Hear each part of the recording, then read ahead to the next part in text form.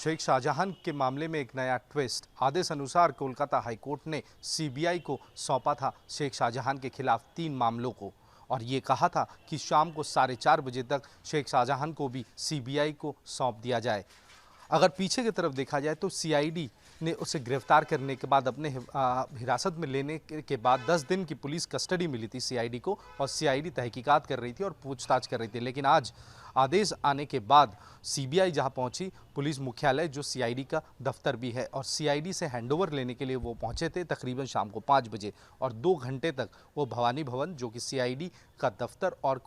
पश्चिम Bengal police का headquarter भी है, वहां जाकर इंतजार करने के बाद आखिरकार सीआईडी की ओर से बताया जा गया है उन्हें कि राज्य सरकार की ओर से सुप्रीम कोर्ट तक ये मामला पहुंचा है और सुप्रीम कोर्ट में अपील की जा रही है। यानी सुप्रीम कोर्ट में जब तक सुनवाई नहीं होगी तब तक सीआईडी शेख शाहजहां को सीबीआई को नहीं सौंपेगी। तकरीबन 2 घंटे इंतज़ार करने के बाद सीआईडी दफ्तर से निकल गई, लेकिन उनके हाथ शाहजहां नहीं आया।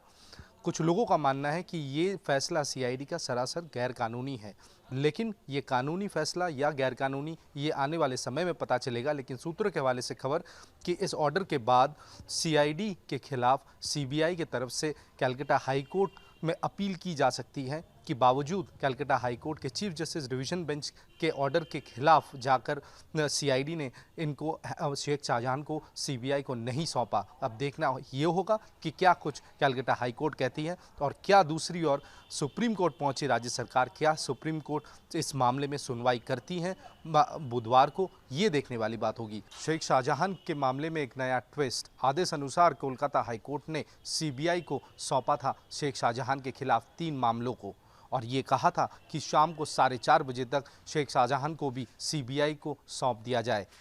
अगर पीछे की तरफ देखा जाए तो सीआईडी ने उसे गिरफ्तार करने के बाद अपने हिरासत में लेने के बाद 10 दिन की पुलिस कस्टडी मिली थी सीआईडी को और सीआईडी तहकीकात कर रही थी और पूछताछ कर रही थी। लेकिन आज आदेश आने के बाद सीबीआई जहां पहुंची, पुलिस मुख्यालय जो सीआईडी का दफ्तर भी है, और सीआईडी से हैंडओवर लेने के लिए वो पहुंचे थे तकरीबन शाम को 5 बजे और 2 घंटे तक वो भवानी भवन जो कि सीआईडी का दफ्तर और पश्चिम बंगाल पुलिस का हेडक्वार्टर भी है, वहां जाकर इंतजार करने के बाद आखिरकार सीआईडी की ओर से बताया जा गया है उन्हें कि राज्य सरकार की ओर से सुप्रीम कोर्ट तक ये मामला पहुंचा है और सुप्रीम कोर्ट में अपील की जा रही है। यानी सुप्रीम कोर्ट में जब तक सुनवाई नहीं होगी तब तक सीआईडी शेख शाहजहां को सीबीआई को नहीं सौंपेगी।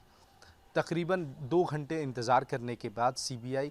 सीआईडी दफ्तर से निकल गई, लेकिन उनके हाथ शाहजहां नहीं आया।